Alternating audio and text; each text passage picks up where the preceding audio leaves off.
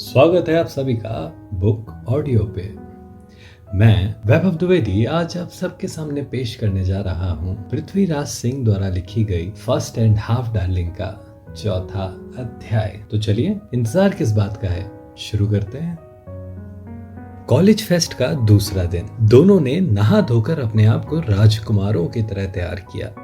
अपनी शान एप्रिन पहना और हथियारों के रूप में स्टेथोस्कोप गले में टांगा। हालांकि इसकी जरूरत बिल्कुल भी नहीं थी, लेकिन उन्हें लगता था कि स्टेथोस्कोप के कारण खुद पर कॉन्फिडेंस रहेगा और सेल्फ कॉन्फिडेंस किसी पर भी इंप्रेशन जमाने के लिए सबसे महत्वपूर्ण घटक है। वैसे डॉक्टर की डिग्री मिलने में अभी 4 साल का वक्त था, लेकिन उन्होंने तो इसे अभी से ही अपना प्रोफेशन मान लिया था। इसलिए वो मानते थे कि इसे सिद्ध करने का कोई मौका छोड़ना बेवकूफी होगा, और फायदा भी क्यों ना उठाए वो। इस ड्रेस के लिए उन्होंने बहुत मेहनत जो की थी।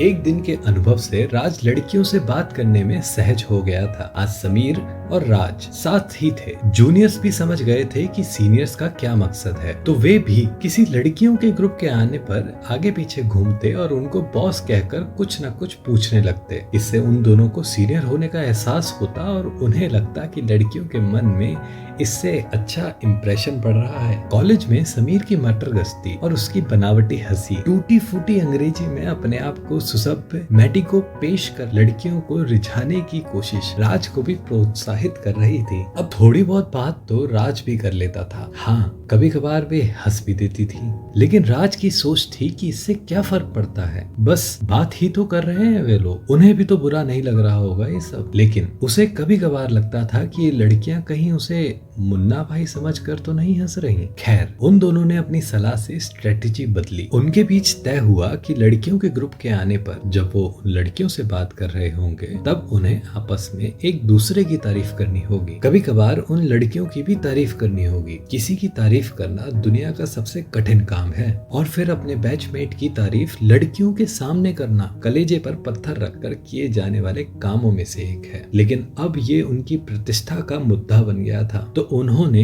ये असंभव काम करने की ठानी। आज सुबह सुबह ही टनल के अंदर उड़ने वाले कंकाल का चैन पुलिंग सिस्टम खराब हो गया था, तो राज उसे जूनियर्स की मदद से ठीक कर रहा था। थोड़ी देर के लिए टनल को बंद कर दिया गया। समीर को भी बाहर लड़कियों के झुंड को रोकने में समस्या आ रही थी। एक मैकेनिक को बुलाकर जल्द ही टनल को ठीक किया गया। जूनियर्स दोबारा अपने काम पर लग गए तो राज भी टनल से बाहर आ गया, लेकिन ग्रीस से उसके हाथ गंदे हो गए थे। आसपास साफ करने की कोई चीज नहीं थी, तो राज एक कागज से ही हाथ साफ करने लगा। तभी एक निहायती खूबसूरत लड़की ने अपना रुमाल आगे बढ़ाया। ये लीजिए डॉक्टर, अपने हाथ साफ कर लीजिए। हल्की मुस्कान के साथ उस लड़की ने अपनी बात रखी। राज ने उसे ऊपर से नीचे तक सरसरी नजरों से देखा। एक कॉन्वेंट स्कूल का बैज उसकी ड्रेस पर लगा हुआ था, जो उदयपुर का प्रतिष्ठित स्कूल था। उसके चेहरे को देखकर अपने मन में आए हुए विचारों के चक्रव्यूह को तोड़ते हुए राज सकपकाया और उसके हाथ से रुमाल ले लिया। उसने अपने लिए डॉक्टर शब्द भी पहली बार सुना था। ओह थैंक्स, राज ने मुस्कुराते हुए कहा। राज हाथ साफ करते हुए उस लड़की की सूरत को चोरी चोरी देख रहा था। राज के चेहरे पर मुस्कान थी, लेकिन हलक सूखा हुआ था। इस कारण राज कुछ बोल ही नहीं पा रहा था। उस स्कूल का पूरा ग्रुप आगे चला गया, लेकिन वो खूबसूरत लड़की वहीं खड़ी हुई थी। उसके साथ एक और लड़की रुकी हुई थी। समीर की नजर उन पर पड़ी, जो कि दूसरे ग्रुप को मेडिकल का ज्ञान दे रहा था, तो वो उसे बीच में ही छोड़कर उनके पास आ गया। थैंक्स राज, तुमने बहुत ही जल्द टनल को सही कर दिया। राज के हाथों को देखते हुए समीर ने बोला। बहुत ज्यादा मेहनत करनी पड़ी क्या? दोनों लड़कियों पर एक सरसरी नजर डालकर समीर ने स्ट्रेटेजी के अनुसार बात जोड़ी। हाँ समीर भाई, स्केलेटन की पुली फंस गई थी, शायद उसमें ग्रीस कम हो गया था। राज ने अपने आप को मल्टी टैलेंटेड सिद्ध करने की कोशिश की। ये स्कूल तो काफी अच्छा है, कॉन्वेंट गर्ल्स स्कूल ही है ना? समीर ने उन लड़कियों से बेतुका सा सवाल पूछा, लेकिन उसने कुछ तो पूछा, किंतु राज तो बोल ही नहीं पा रहा था। हाँ, गर्ल्स स्कूल ही है, दूसरी लड़की ने हंसते हुए कहा। आप अभी अभी उसी स्कूल की लड़कियों को कुछ समझा कर आ रहे हैं। उसने समीर की गलती याद दिलाई। समीर झेप गया, मैंने आपको कहीं देखा है। राज ने अपने मुखातिब रुमाल वाली लड़की से बात का क्रम आगे बढ़ाया। ये नया शब्द इसी दिन सीखा था राज ने। कहाँ देखा है? उसने आंखें मटकाते हुए भोली सी सूरत बनाकर कहा। ओह हाँ, शायद फतेह सागर पर घूमते हुए। राज ने कुछ याद करते हुए कहा, नहीं, हम वहाँ नहीं घूमते। हो सकता है आपने हमें फतेह सागर के किनारे बने शिव मंदिर के आसपास देखा हो। हम दोनों अक्सर वहाँ जाते रहते हैं, हमारा घर पास ही है ना। रुमाल वाली लड़की ने राज को झुठलाते हुए भी राज की बात का समर्थन किया, जैसे वो उसे हारते हुए नहीं देखना चाहती हो। राज का दिल अब जोर जोर से धड़क रहा था। रोमांचक ख्याल मन में आ रहे थे। उसे महसूस हो गया था कि लड़की भी बात करना चाह रही है। राज अभी भी उसके चेहरे को देख रहा था, लेकिन आंखें नहीं मिला पा रहा था। हाँ हाँ, मैं और राज वहाँ काफी आते हैं, वो बहुत अच्छा मंदिर है। समीर ने अब की बार एकदम अविश्वसनीय बात कही। राज ने ना तो कभी वो मंदिर देखा था और ना ही उसका नाम सुना था। समीर के कॉन्फिडेंस को देखकर राज को आश्चर्य हुआ, लेकिन फिर उसने विश्वास की मुद्रा से उसकी बात का समर्थन किया। हाँ, वहाँ तो काफी जाते हैं, स्पेशली सेमेस्टर एग्जाम से पहले। राज ने भी विश्वास के साथ कहा। अब की बार आश्चर्यचकित होने की बारी समीर की थी। उसे राज से समर्थन की उम्मीद तो थी, लेकिन भगवान को बीच में लाकर भगवान से छल करने की उम्मीद तो बिल्कुल भी नहीं थी। राज बातें करते हुए रुमाल से अपने हाथ साफ कर चुका था, लेकिन रुमाल काफी गंदा हो गया था, तो उसे लौटाते हुए वो थोड़ा असहज हो रहा था। तभी उसके दिमाग में एक विचार आया। उसके होंठों पर अब की बार शरारती मुस्कान थी। ये तो काफी गंदा हो गया है, मैं धोकर इसे वापस कर दूंगा। विजयी मुद्रा में रुमाल दिखाते हुए राज ने कहा, आपने अपना नाम नहीं बताया, क्या नाम है आपका? राज ने आगे पूछा। कोई बात नहीं, रुमाल को आप ही रख लो, इसे वापस करने की जरूरत नहीं है। वैसे मेरा नाम नीलू है और ये मेरी बैचमेट शालिनी है। उसकी बातों में औपचारिकता भी थी और बातों को आगे बढ़ाने का संदेश भी था। एक दो जूनियर हाय बॉस कहकर बगल से निकले, लेकिन वो आगे बढ़ते हुए पीछे देखकर मुस्कुरा गए, तो उनकी इस प्रतिक्रिया से राज भी असहज हो गया। राज के हिसाब से वो भारी गलती कर रहे हैं और इसकी सजा उन्हें मिलनी ही चाहिए।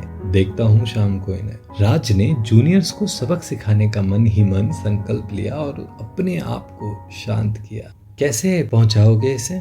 दूसरी लड़की शालिनी ने नीलू को मुस्कुरा कर देखते हुए कहा। उसकी बात में छेड़खानी का एहसास हो रहा था। आप अपना नंबर दे दो, साफ करके पहुंचा देंगे। समीर ने स्थिति को संभालते हुए कहा। समीर भी अपना गोल पोस्ट निर्धारित कर चुका था और वो शालिनी की तरफ मुस्कुरा रहा था। ओह, तो आप इस रुमाल के लिए फोन करोगे घर पर? घर वालों को पता चला तो हमारी खैर नहीं। शालिनी ने अपने बचाव की मुद्रा में कहा। नीलू असहज थी, लेकिन बीच बीच में मुस्कुरा रही थी। घटनाक्रम तेजी से बदल रहा था। ना ही हमें और शायद ना ही उन्हें वक्त के गुजरने का एहसास था। अब तक क्यूपिड बो से निकला हुआ तीर राज के दिल को बींध चुका था।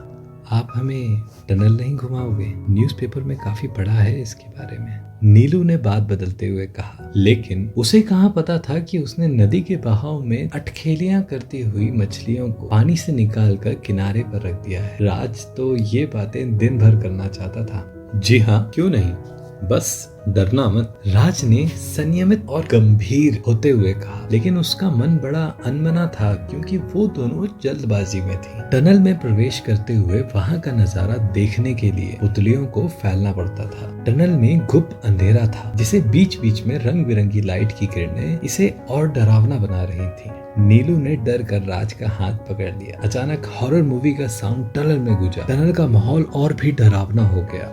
नीलू हल्की चीख के साथ राज से लिपट गई और उसके मुंह से एक ही शब्द निकला, सॉरी राज। राज कोई जवाब नहीं देना चाहता था। नीलू का ये आलिंगन अप्रतिम था। राज ने अपना दायां हाथ उसके कंधे पर रख दिया और अपने होठों को उसके कानों के नजदीक लाकर कहा, डरना नहीं, मैं हूं। पता नहीं इतनी तेज आवाज में उसने सुना कि नहीं, लेकिन इस दौरान उसके बालों, चेहरे और कपड़े पर लगे किसी परफ्यूम की गंध का मिश्रण नाक के द्वारा मस्तिष्क की स्मृति में एक अमिट छाप की तरह दर्ज हो गया था। राज की आंखें क्षणिक बंद हो गईं, इस पल को हमेशा के लिए स्मृतियों में बसाने के लिए। टनल का अंतिम छोर आ चुका था।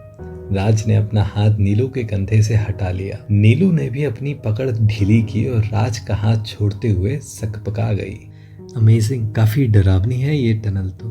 नीलू ने नजरें झुकाते हुए कहा, लेकिन चेहरे की शर्मीली मुस्कान उसके दिल के भावों को नहीं छुपा सकी। राज कुछ बोल नहीं पाया, बस नीलू की बात के समर्थन में सिर हिला दिया। वो जानता था कि अभी कुछ देर बाद नीलू चली जाएगी, इसलिए विरह ही वेदना राज के चेहरे पर झलक रही थी। नीलू ने भी राज का चेहरा पढ़ लिया था और शायद राज के भोलेपन और निश्चल आलिंगन से उसकी अच्छाई उसे अभी अभी महसूस हुई थी। फोन नंबर चाहिए? नीलू ने हल्का मुस्कुराते हुए कहा। प्रत्युत्तर में राज केवल मुस्कुराया, नीलू की नजरों में कुछ ढूंढने की कोशिश करते हुए। समीर ने उनका फोन नंबर लेने के लिए अपना काला मोटरोला मोबाइल निकालते हुए राज के घायल दिल पर मलहम लगाया। यूं तो वो मोबाइल राज को भद्दा लगता था, लेकिन सुविधा कभी भी भद्दी नहीं होती। समीर को भी आज इस उपेक्षित से मोबाइल पर फक्र हो रहा होगा। दोनों से नंबर लेने के बाद समीर ने अपना नंबर शालिनी को दिया। राज और समीर ने उनको बचे हुए सभी स्पॉट स्टेशनों पर घुमाया और मानव शारीरिकी के बारे में समझाया। इसमें काफी समय लगा। ये समय आपस में समझने के लिए बहुत जरूरी था।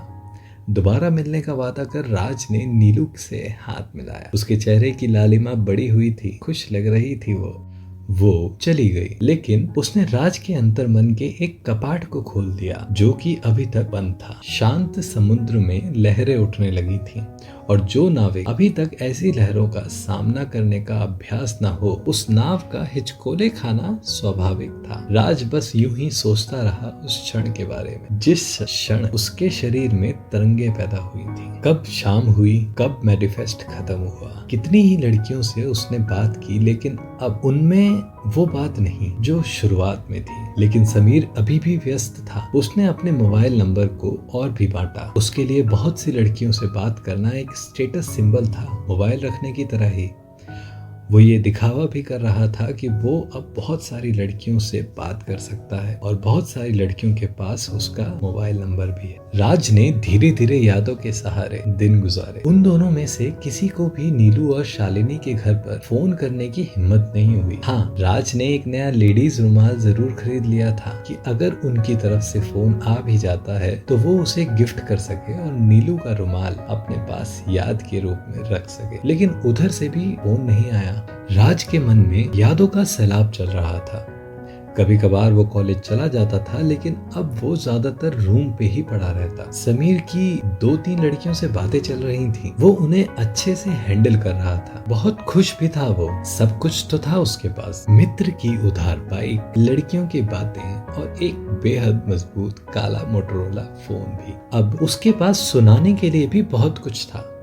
अब वो राज की बाइक उधार लेकर उनमें से किसी एक लड़की के साथ डेट पर भी चला जाता। शायद अब दोस्त जैसा ना रहा, पर इस बात को लेकर राज को उससे कोई शिकायत भी नहीं थी। समीर भी इतना समझता था कि राज तो एक ही लड़की पर फिदा होकर रह गया है, क्योंकि उस लड़की से मिलने के बाद वो गुमसुम सा यूं ही पड़ा रहता था। वो ये भी महसूस कर रहा था कि राज को उसकी लड़कियों के बारे में कही हुई बातें सुनने में भी कोई जलन महसूस नहीं होती थी, जो कि बहुत ही अजीब बात थी। समीर भी मन के किसी कोने में ये चाहता था कि नीलू या शालिनी में से किसी का भी फोन आ जाए।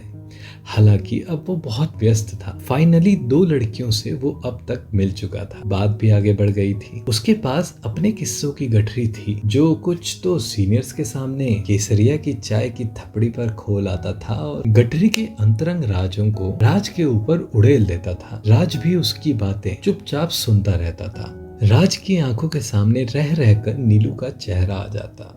हालांकि ये अब धुंधला सा हो गया था। फिर उसे अचानक ही ख्याल आया कि वो कहीं नीलू का चेहरा भूल तो नहीं जाएगा। लेकिन वो ये भी जानता था कि चाहे चेहरा भले ही धुंधला हो गया था, पर स्मृतियां बहुत गहरी हो गई थी। रह रहकर उसे ये बात याद आती कि उस दिन कुछ और वक्त साथ क्यों नहीं गुजारा। और भी बहुत सारी जगह थी जहां उसे घुमाया जा सकता था। काश ऐसा होता, काश वैसा होता। इस तरह के ख्याल उसके मन को झकझोरते रहते। राज ने नीलू के रुमाल को बिना धोए ही सिरहाने के पास रखा था। ग्रीस की गंध के साथ एक और खुशबू नीलू की यादों को ताजा कर रही थी। समीर ने भी लड़कियों से गिफ्ट आदान प्रदान किए थे और उसने वो गिफ्ट अपनी स्टडी टेबल पर सजा दिए थे। उनमें एक टेडी बियर भी था जिसकी शक्ल समीर से ही ज्यादा मिलती थी। समीर की अनुपस्थिति में कभी कभार राज उसे देख लेता और मन ही मन मुस्कुरा देता। समीर के लिए भी कमरे में आने का मतलब कपड़े बदलना और राज की बाइक की चाबी मांगना ही रह गया था। इस उपकार के बदले में वो राज को कभी कभी सुबह का नाश्ता करा दिया करता था। राज को भी मित्र की इस जरूरत के समय में मदद करके मित्र धर्म को निभाना अच्छा लग रहा था और छोटी सी उम्मीद भी थी कि समीर के मोबाइल पर यदि उनमें से किसी का फोन आया तो इसी से बात हुआ करेगी, इसलिए वो समीर को नाराज भी तो नहीं कर सकता था। मेडीफेस्ट को खत्म हुए 4 दिन हो गए थे। राज दिखावटी खुश रहने की एक्टिंग करता हुआ उदास था। समीर भी ये जानता था।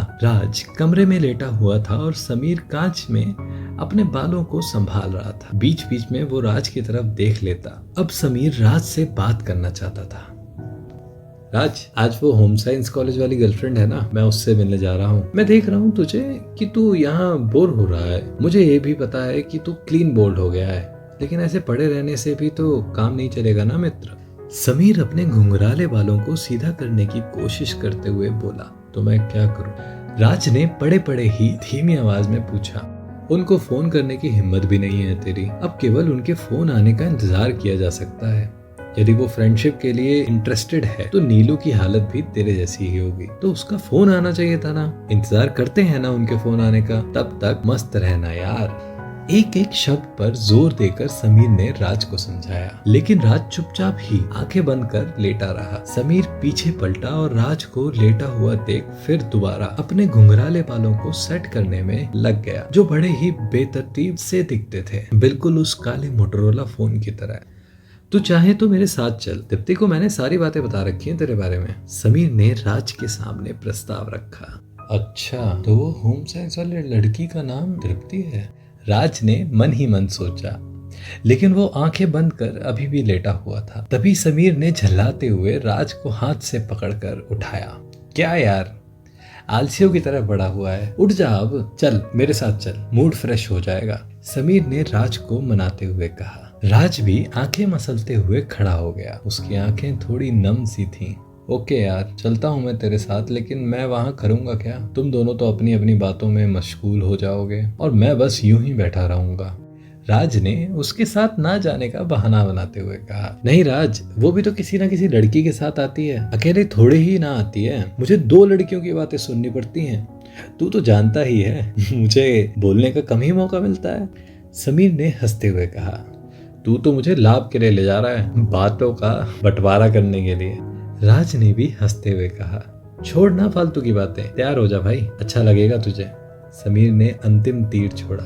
चल ठीक है, मैं तैयार होता हूँ। ये कहकर राज अनमने मन से बाल्टी उठाकर बाथरूम की तरफ चल दिया। तैयार होकर राज और समीर मोती मगरी पहुंचे, जहाँ 2 लड़कियां थी। एक को तो राज पहचानता था। ये लड़की मेडिफेस्ट में समीर के साथ काफी हंस हंस कर बात कर रही थी। यही तृप्ति होगी, राज ने मन ही मन अनुमान लगाया। समीर ने दोनों लड़कियों से राज का परिचय कराया। दूसरी लड़की का नाम रागिनी था।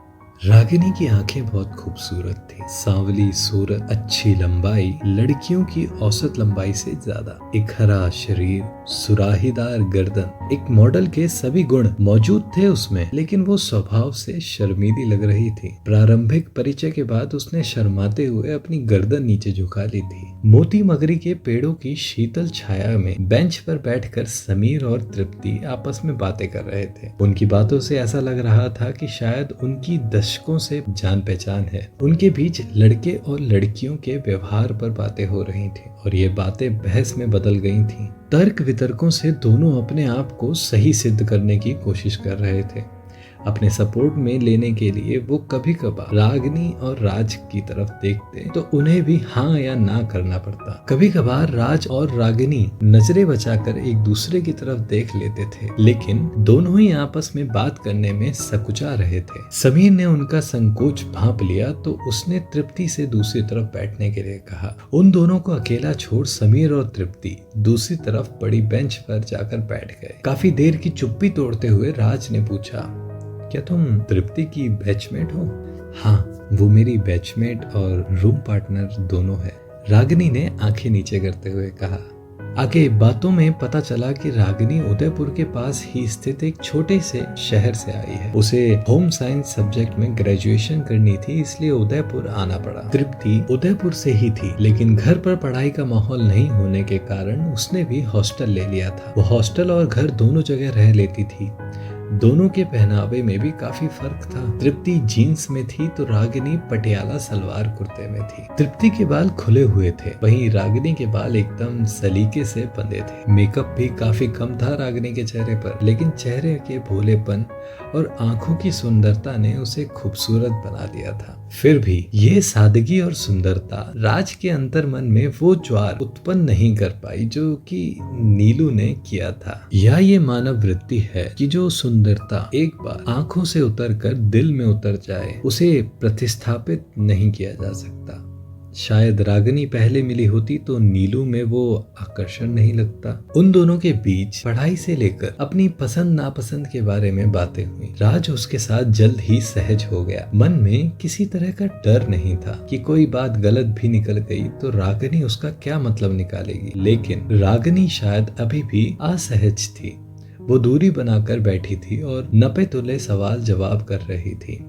उसका रह रहकर नजरें झुकाना और शर्माना राज को उसका अपने प्रति आकर्षण का आभास करा रहा था। खिलखिलाकर हंसती हुई वो ज्यादा खूबसूरत लगती थी। दोपहर हो गई थी। मोती मगरी के अंदर बने छोटे से होटल में सभी ने खाना खाया। समीर ने बिल चुकाया, वो भी बिना संकोच के। राज सोच रहा था कि उसे तो याद ही नहीं था कि उसने इस तरह निसंकोच कभी बिल चुकाया था। पहली बार लड़कियों के साथ राज ने खाना खाया था। ये अलग ही अनुभूति थी। उसे अब समझ में आ रहा था कि कॉलेज में कैसे बॉयज हॉस्टल के लड़के अपनी कॉलेज की फंटियों के साथ बॉयज हॉस्टल मेस से टिफिन पैक कराकर गर्ल्स हॉस्टल में नीम के पेड़ के नीचे बैठकर खाना खाते थे, जिसे सभी मेडिको प्यार मोहब्बत ट्री के नाम से जानते थे। बजरंगियों को इससे जलन होती थी। उनके हिसाब से ये निहायती अश्लील कृत्य था, लेकिन मोहब्बत के जोड़ों को ऐसा करना अपने प्यार को सभी के सामने प्रतिष्ठित करने और आपस में सच्चा प्यार होने की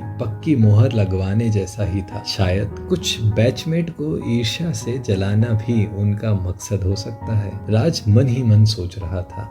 अब उनके जाने का वक्त हो गया था। रागिनी पूरी तरह राज से आकर्षित थी, ये वो जानता था, लेकिन नीलू की राज के प्रति आकर्षण की कोई सुनिश्चितता नहीं थी। राज का दिल ये सोच कर ही बैठा जाता था। रागिनी से बातें करके मन को ठंडक मिली थी, लेकिन नीलू के ना मिलने की कसक मन में उथल पुथल पैदा कर रही थी। आज 5 दिन बाद बिस्तरों को संभाला गया। म्यूजिक सिस्टम पर समीर ने रोमांटिक गाने लगा दिए थे तो राज ने उन्हें चलने दिया, अन्यथा पिछले दिनों राज उनको बंद कर दिया करता था। म्यूजिक सिस्टम भी राज का ही था। वैसे समीर राज की मनोदशा समझता था, फिर भी हॉस्टल में तो आपस में समझौता करना ही होता है। फिर वो दोनों एक और दिन रागिनी और तृप्ति से मिले, घूमे फिरे, बातें की, लेकिन आज भी रागिनी में वो आकर्षण नहीं लग रहा था जैसा लगना चाहिए था। राज को उसके साथ रहना अच्छा लगता था। रागिनी बहुत आकर्षक थी और उसकी बातें भी मोहक थी। वो राज की परवाह भी कर रही थी, लेकिन फिर भी राज के मन में वो हलचल नहीं थी जैसी एक सुंदर लड़की के पास होने पर होनी चाहिए। खैर, अब राज को पक्का मालूम हो गया था कि वो नीलू के प्यार में पड़ चुका है, लेकिन वो स्पष्ट तौर पर इसे किसी और के सामने प्रकट नहीं करना चाहता था। केवल समीर ही जानता था कि इसका मन कहीं और है। रागिनी अपनी मित्रता को बड़े सलीके से संभाल कर बातें कर रही थी। उसे भी गर्लफ्रेंड का तगमा हासिल करने की कोई जल्दबाजी नहीं थी, किंतु वो राज के प्रति पूरी तरह समर्पित थी। शाम को वहाँ से आने के बाद राज ने अपनी आप बीती समीर को बताई। समीर, मुझे तो कुछ समझ में नहीं आ रहा, कहीं तूने रागिनी से मिलाकर गलती तो नहीं कर दी यार? अभी वो लट्टू हो रखी है और तू तो मुझे जानता ही है, मेरा मन कहाँ लगा रहता है। राज ने आंखें बंद कर दीवार से पीठ लगाकर समीर से कहा। नहीं राज, ऐसा नहीं है। रागिनी अच्छी लड़की है, नीलू का कुछ पता नहीं है तो वो काफी फॉरवर्ड लग रही थी। वैसे भी कॉन्वेंट की लड़कियां जल्दी समझदार हो जाती हैं, तू शायद उसे संभाल भी नहीं पाए। ये प्यार यार कुछ दिनों का ही खुमार है, यहाँ हम प्यार ढूंढने आए हैं क्या? समीर ने एक तरफा प्यार की कटु सच्चाई को संक्षेप में समझाते हुए कहा। कुछ दिनों में सब कुछ ठीक हो जाएगा, नीलू को भूलने लगेगा तू, ये ऐसे ही होता है, समीर ने आगे जोड़ते हुए कहा। मतलब तृप्ति तुझसे प्यार करे और तू केवल दिखावा करे। कब तक और क्या ये सही है समीर? राज ने अविश्वास के साथ समीर से पूछा। सब चलता है भाई। समीर ने राज की बातों को नजरअंदाज करते हुए कहा। तू ऐसा कैसे बोल सकता है? तुझे कभी मेरे जैसा अनुभव नहीं हुआ? ये कोई खेल नहीं हो सकता। अब राज को समीर के दिखावटी प्यार पर गुस्सा आ रहा था। हाँ, हुआ था ऐसा प्यार मुझे भी। कोचिंग के दौरान क्या हुआ, मेरा रह गया ना सिलेक्शन से उस साल। घर वालों को पता लगने के बाद उन्होंने डांटा पीटा, वो अलग। बड़ी मुश्किल से दूसरा साल कोचिंग के लिए भेजा था। हो गई होती डॉक्टरी।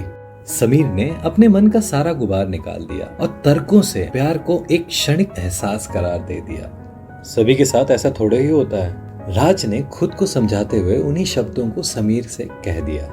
हाँ, नहीं होता भाई, पर तेरे वाला प्यार तो एक तरफा है। जरूरी तो नहीं तेरे जितनी आग सामने वाले को लग रही हो। जब दोनों के समान दिल जल रहे हो तो ही प्यार परिणति तक पहुंचता है। आजकल का प्यार भी समझदारों का है। समीर ने राज का मनोबल तोड़ते हुए कहा, क्योंकि अब उसकी मनोदशा से समीर भी काफी परेशान हो चुका था। राज पुनः आंखें बंद कर चुप हो गया, जैसे उसने समीर की बातों को अनसुना कर दिया हो। राज अब एक शब्द भी प्यार के खिलाफ नहीं सुनना चाहता था। चल अब मैस में खाना खाते हैं, बहुत हो गया प्यार। जो पूछती है तेरे को वहाँ तो दिल लगाता नहीं है और हमें सिखा रहा है प्यार करना, समीर ने तंज मारते हुए कहा। राज कुछ बोल नहीं पाया और अनिंदा सा अनमने मन से पलंग से उतरकर समीर के साथ चल दिया। राज ने शाम को किताबों पर लगी धूल को हटाया। समीर की बातों का जो भी थोड़ा बहुत असर हुआ था, उसकी वजह से उसे किताबों की याद आ गई, जिन्हें मेडिफेस्ट के पहले से ही उसने देखना बंद कर दिया था। तभी बाहर से समीर भागता हुआ आया। वो कुर्सी को खींचकर राज के सामने बैठते हुए राज की आंखों में देखते हुए मुस्कुराया। अभी शालिनी का फोन आया था, वो मिलना चाहती है। नीलू ने उससे कहलवाया है कि रुमाल साफ हो गया हो तो लेते आना। एक ही सांस में समीर ने हाफते हुए बोला। सच? राज की तो जैसे चीख ही निकल गई। कब मिलना है? राज ने उत्सुकता से पूछा। कल जब उनका स्कूल खत्म होगा तब, केवल 5 मिनट के लिए कैफे कॉफी डे के पास, समीर ने उसे बताया। वाह, देखा प्यार की ताकत। राज ने समीर को चिढ़ाते हुए कहा। हाँ हाँ ठीक है, तू और तेरा प्यार। अब तो खुश, मेरा भी जीना हराम कर दिया था तूने। समीर की बातों में अपनापन था। उन दो राहगीरों के रास्ते अलग अलग थे, पर दोनों के रास्ते समानांतर चल रहे थे। उनमें आपस में कोई प्रतियोगिता भी नहीं थी, इससे वे उन रास्तों पर हंसते गाते चल रहे थे, एक दूसरे के दर्द में व्यथित और खुशी में खुश होते। ये दोनों की सहज मित्रता का उदाहरण था। अब किताब कौन पढ़े? राज ने म्यूजिक सिस्टम ऑन कर दिया था। सोनू निगम की सुमधुर आवाज कमरे में शामा बांध रही थी। नीलू से मिलने के ख्यालों में राज करवट लेकर पलंग पर लेट गया। फिर जैसे तैसे रात गुजरी। नींद काफी देर से आई तो राज सुबह काफी देर तक सोता रहा।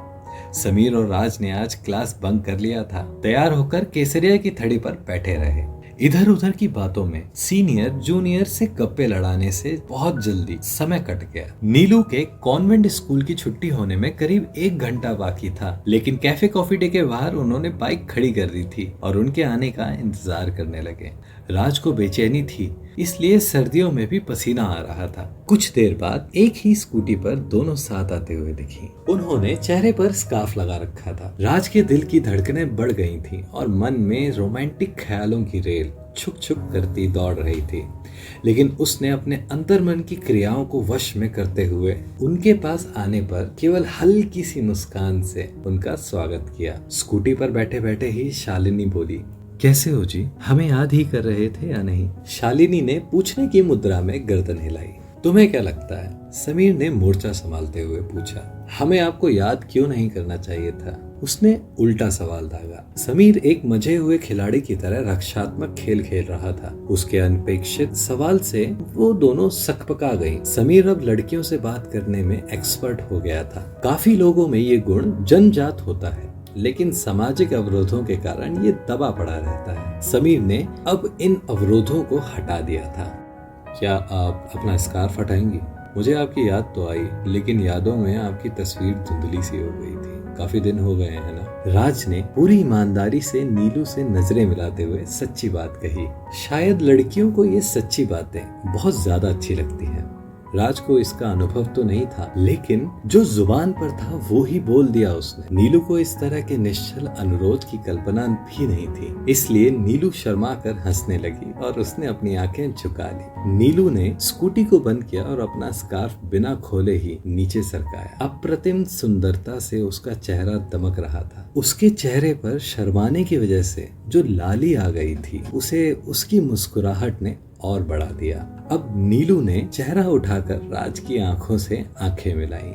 अब तो नहीं भूलोगे ना मेरा चेहरा? बड़ी मासूमियत से नीलू ने पूछा। राज कुछ भी नहीं बोला, बस उसका चेहरा देखकर मुस्कुराता रहा। अब शालिनी और समीर भी राज को देख रहे थे, या यूं कहें पढ़ रहे थे। सबके अलग अलग ख्याल होंगे, लेकिन निष्कर्ष एक ही होगा कि राज पगला गया है। राज को ऐसे अबकल नीलू की तरफ देखकर शालिनी भी खिलखिलाकर हंस गई। अरे राज साहब, ऐसे भी ना देखो मेरी परी को, नजर लग जाएगी इसे। अभी हाफ ईयरली एग्जाम आने वाले हैं, कहीं बीमार ना हो जाए। शालिनी ने भी स्कार्फ नीचे करते हुए कहा। बातें करने में शालिनी बहुत स्मार्ट थी। उसकी बातों से राज की कल्पनाओं की उड़ान को विराम लगा। उसने नजरें हटाई और अपने साथ लाए लेडीज रुमालों के पैकेट को एक छोटे टेडी बियर के साथ नीलू को दे दिया। समीर राज की हालत को जानता था, इसलिए वो केवल मुस्कुरा रहा था। समीर ने भी अपना गिफ्ट शालिनी को दे दिया। इसमें वो वाला रुमाल तो नहीं है, उस रुमाल को मैं धुलवा ना सका, उसमें आपकी यादों की खुशबू थी, उसे मैं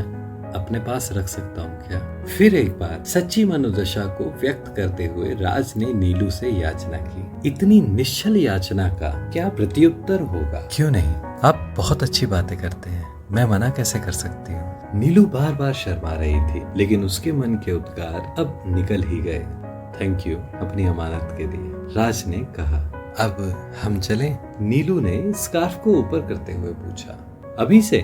समीर ने आंखें फैलाते हुए पूछा। ये हमारे घर का रास्ता नहीं है, हमें कोई देख लेगा, शालिनी ने धीमे से कहा। राज तो कुछ बोल ही नहीं पा रहा था, बस कम समय के मिलन की कल्पना से असहज हो रहा था। इस छोटी सी मुलाकात ने उसके नीलू के प्रति प्रेमाकर्षण को और बढ़ा दिया था, लेकिन नीलू को लोकलाज का भय था और राज को यहाँ ऐसे कोई समस्या ही नहीं थी। अंत में नीलू ने अपने हाथ में पहना हुआ एक रबर का फ्रेंडशिप बैंड उतारा और राज को देते हुए हंसी। अब मेरी याद आए तो इसे देखकर महसूस कर लेना, और हाँ, अब मेरी सूरत मत भूलना।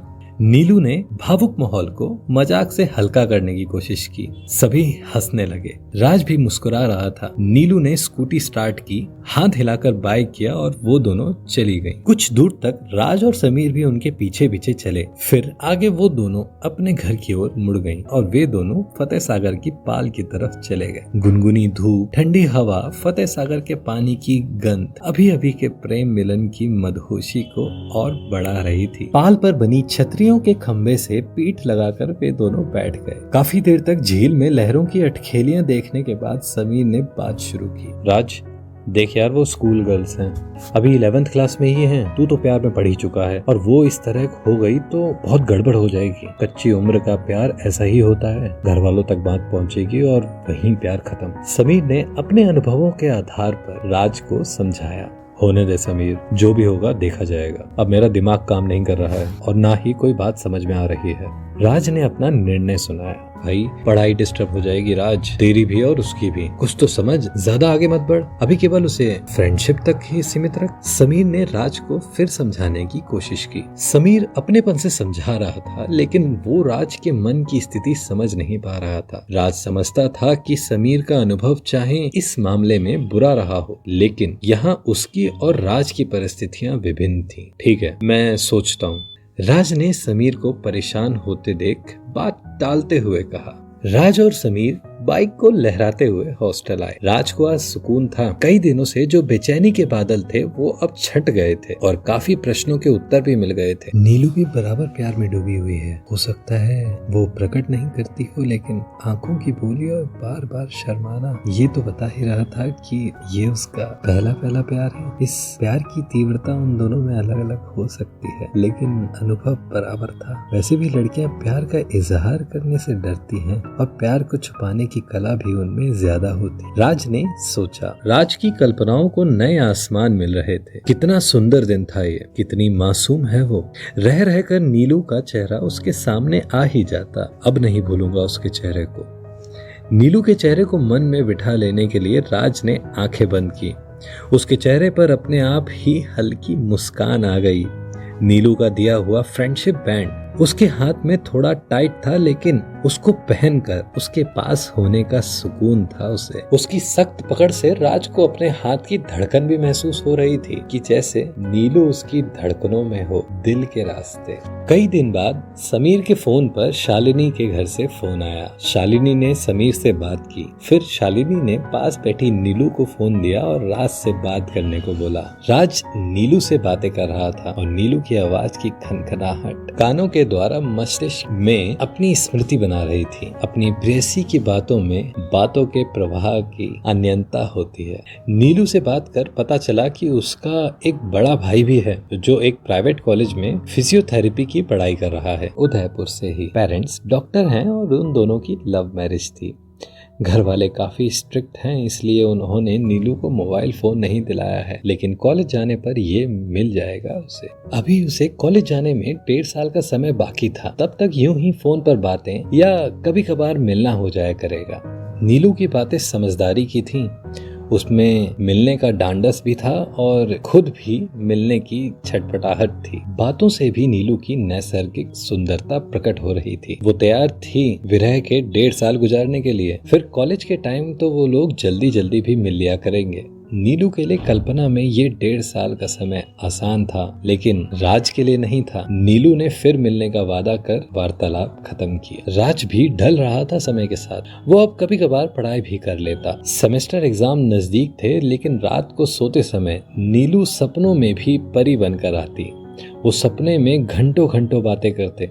ये राज के प्यार की डिल्यूजन स्टेट थी। प्यार के दरिये में गोते लगाते लगाते धीरे धीरे कोरोना वार्ड में डॉक्टर राज को नींद आ गई। रात के कितने बजे थे पता नहीं, लेकिन कमरा ठंडा हो गया था। ख्याल में आज भी नीलू की 12 साल पुरानी तस्वीर, जो फिर कभी भी धुंधली नहीं पड़ी, आंखों के सामने आ गई। नींद अच्छी आई थी तो स्वाभाविक है कि सपने भी अच्छे ही आए होंगे। सपने भी उन्हीं विचारों के आते हैं जो नींद के समय मन में चल रहे होते हैं। ये एक फिजियोलॉजिकल फिनोमेना है। सुबह नाश्ता लेकर आए वार्ड बॉय ने राज को जगाया। जाग जाइए साहब, 9 बज गए हैं। आप आज काफी देर तक सोते रहे। एक बार तो मैं बीच में भी आया था आपको जगाने, लेकिन आपको गहरी नींद में सोता देख मैंने सोचा सोने दिया जाए। वार्ड बॉय ने कहा, अच्छा भाई, थैंक यू। डॉक्टर राज ने अपनी बड़ी हुई दाढ़ी पर हाथ फेरते हुए कहा। डॉक्टर राज नहा कर तैयार हुआ ही था कि डॉक्टर सिंह सुबह के राउंड पर डॉक्टर राज के पास आए। डॉक्टर राज ने रात को हुई सांस की तकलीफ और फिर नेबुलाइजेशन के बारे में बताया। वो थोड़ा भयभीत था सांस की समस्या को लेकर। डॉक्टर सिंह ने बताया कि आज शायद दोपहर तक उसकी कोरोना की रिपोर्ट आ जाए। तब तक जो भी ट्रीटमेंट चल रहा है उसे ही चलने दिया जाएगा। और तनाव दूर करने के लिए डॉक्टर राज को योग और मेडिटेशन का सहारा लेने के लिए समझाया। जरूरत पड़े तो नेबुलाइजेशन करते रहना। डॉक्टर सिंह ने डॉक्टर राज की पीठ पर थपकी मारते हुए कहा, थैंक यू सर। डॉक्टर राज ने विनम्रता से कहा, अभी कोई डरने की बात नहीं है, संभवतः ये वायरल फ्लू ही निकलेगा। इस समय एलर्जन ज्यादा हो जाते हैं, इसलिए सांस की तकलीफ है, इसलिए don't worry dear. Doctor Singh ने डॉक्टर राज की मनोव्यवस्था को समझते हुए उसका और हौसला बढ़ाया। सिस्टर से बोलकर डॉक्टर सिंह ने गर्म पानी पीने की व्यवस्था करा दी थी। आज घर का खाना भी मंगा लिया गया था। खाना अभी राम सिंह पहुंचा कर गए थे। कल फोन पर डॉक्टर राज ने घर वालों को बताया कि उसका बच्चों से मिलने का बहुत मन कर रहा है। उसे घर की याद भी आ रही है, लेकिन वो ज्यादा लंबी बात नहीं कर सकता। बीच बीच में खांसी उठती तो स्वरा चिंतित हो जाती, इसलिए वो कम बात करता और सुनता ज्यादा था। इस बीच में वो पानी भी पी लेता। वो नॉर्मल दिखने की भरसक कोशिश कर रहा था। कभी कभी डॉक्टर राज अपने पारिवारिक जीवन के बारे में भी सोचता। इस कोरोना काल में चिंतन और यादें ही उसे तनाव मुक्त होने का नुस्खा लग रही थी। ये भी एक प्रकार का मेडिटेशन ही है। डॉक्टर राज ने आंखें बंद की और सोचने लगा। पारिवारिक जीवन सुखद दाम्पत्य पर आधारित होता है और उसका दाम्पत्य जीवन मजबूत था। डॉक्टर राज चाहे कहीं भी रहे, कभी भी कुछ भी करे, बस एक विश्वास की डोर डॉक्टर राज और स्वरा के बीच हमेशा बंधी हुई है। ये वो विश्वास ही है जो हमेशा चाहिए होता है सुखद दाम्पत्य जीवन में। दूसरा घटक जो दाम्पत्य जीवन को तोड़ सकता है वो है आपसी अहंकार। सामान्यतः जो डॉक्टर दंपतियों में ज्यादा पाया जाता है। समान प्रोफेशन होने के कारण सर्वश्रेष्ठ के वर्ण का दाढ़ने का सिद्धांत उनके गृहस्थ जीवन में भी लागू हो जाता है। चूंकि दोनों अपने आप को सर्वश्रेष्ठ मानते हैं, इसलिए वो प्रकृति को एक ही चुनने का अधिकार दे देते हैं। और प्रकृति सुंदर तो है, लेकिन इसके विकराल रूप भी हैं, इसलिए वो केवल सर्वश्रेष्ठ को ही चुनती है। घर टूट जाता है, केवल आलीशान मकान और कोठियां ही रह जाती हैं। डॉक्टर राज के यहाँ ऐसी कोई प्रतियोगिता नहीं थी। छुटपुट घटनाओं को छोड़कर उनमें कभी झगड़ा भी नहीं हुआ था। अच्छी नींद आने के कारण आज शरीर भी स्वस्थ लग रहा था। नींद प्रकृति का वरदान है। नींद भी सारे शरीर के क्रियाकलापों का लॉकडाउन ही तो है। लेकिन मेडिकल प्रोफेशन में डॉक्टर इसकी कमी से अक्सर जूझते रहते हैं। शाम को डॉक्टर सिंह नर्सिंग स्टाफ के साथ राउंड पर आते हुए दिखे। डॉक्टर राज की नजर उनके हाथ में लग रही रिपोर्ट पर पड़ गई। दिल जोर जोर से धड़क रहा था। सारे लक्षण कोरोना बीमारी के थे। उसे रह रह कर बुरे ख्याल मन में आ रहे थे। डॉक्टर सिंह भी नजदीक आते जा रहे थे। तो डॉक्टर राज, क्या लगता है आपको? What about report? Doctor Singh ने हल्की सी मुस्कान के साथ गंभीरता से पूछा। सर, वो मेरे सिम्टम्स ठीक नहीं हैं। वैसे आज रात के बाद काफी ठीक सा महसूस हो रहा है। डॉक्टर राज ने सकुचाते हुए बोला। वेल डॉक्टर राज, ये नेगेटिव है। अभी सेकंड जांच और भेजेंगे, लेकिन वो जल्द आ जाएगी। अभी टेस्ट किट काफी मात्रा में उपलब्ध हो गई है, डॉक्टर सिंह ने परामर्श दिया। ओके सर, डॉक्टर राज ने राहत की सांस लेते हुए कहा। डॉक्टर सिंह ने दवाओं में कुछ फेरबदल किए और मुस्कुराते हुए चले गए। डॉक्टर राज सुकून से बैठा रहा। आज पेट भी सही था उसका और घर का खाना खाकर उसमें नई स्फूर्ति आ गई थी। शाम को अपने मित्रों और घर वालों से बात की, फिर शाम का खाना खाया। ये भी एक दिनचर्या बन गई थी। मेडिकल प्रोफेशन में नियम अनुशासन जरूरी है। अंत में उसने आज रणसा बन्ना से बात की। इधर उधर की बातें करने के बाद डॉक्टर राज मुद्दे पर आया। रणसा, आज किसी की याद आ रही है, मन व्यथित है। डॉक्टर राज ने बेड पर लेटे हुए ही बताया। कॉलेज के दिनों की यादें? रणसा ने शंका जाहिर की। उसे थोड़ा बहुत पता था, शायद कभी किसी शाम की महफिल में दर्द झलका होगा डॉक्टर राज का। हाँ वही, शायद जानता है तू, एकाकीपन में कचौटती हैं कुछ पुरानी यादें यार। डॉक्टर राज ने लंबी सांस बाहर निकालते हुए कहा। डॉक्टर साहब, काफी दिन हो गए हैं उन बातों को, और वो बातें याद भी कहाँ आ रही हैं। हॉस्पिटल में मरीज बनकर सेहत पे ध्यान दो हुकुम। रणसा ने हंसते हुए चुटकी ली। नहीं यार, सीरियसली, तब कुछ गलतियां हुई थी, अब प्रायश्चित करने का मन करता है। आवाज रूंध गई थी डॉक्टर राज की। हुकुम, ज्यादा परेशान हो गए लगता है। ऐसा पहले कभी नहीं देखा, काफी लावा भर रहा है दिल में। रणसा बन्ना ने गंभीरता से पूछा। हाँ, अकेलेपन में यादों के भंवर मेरे दिमाग में रोज आते हैं। डॉक्टर राज ने अपनी आप बीती सुनाई। कुछ ड्रिंक्स का इंतजाम करवाऊं क्या? थोड़ी शांति मिलेगी दिमाग को। रणसा की गंभीर बातों में भी मजाक का फूट था। नहीं यार, अभी यहाँ से फ्री होकर आता हूँ, तब बैठते हैं। डॉक्टर राज ने भी हंसते हुए कहा। हुकुम, एक बात और कहूँ? गड़े मुर्दे सपनों में ही खोदना, हकीकत में नहीं। हकीकत में इन्हें जिंदा मत कर लेना। आप अभी खुशहाल जिंदगी जी रहे हो, ये घर को भूतहा बना देंगे। धीर गंभीर बात की रणसा ने। सही कहते हो बन्ना, मुझे ख्याल है इसका। और फोन बंद करते हुए डॉक्टर राज ने उसे बेड पर यूं ही पटक दिया, जैसे इसका अब कोई काम नहीं, लेकिन विचारने बिंदु था, गड़े मुर्दे उखाड़ना। तो दोस्तों, ये थी पृथ्वीराज सिंह द्वारा लिखी गई फर्स्ट एंड हाफ डार्लिंग का चौथा अध्याय। ऐसे ही और भी कई अध्याय हैं जिनको लेकर मैं आपके सामने आता रहूंगा, सिर्फ और सिर्फ बुक ऑडियो पे। मैं वैभव द्विवेदी आपसे अलविदा लेता हूं और मिलता हूं अगले अध्याय में।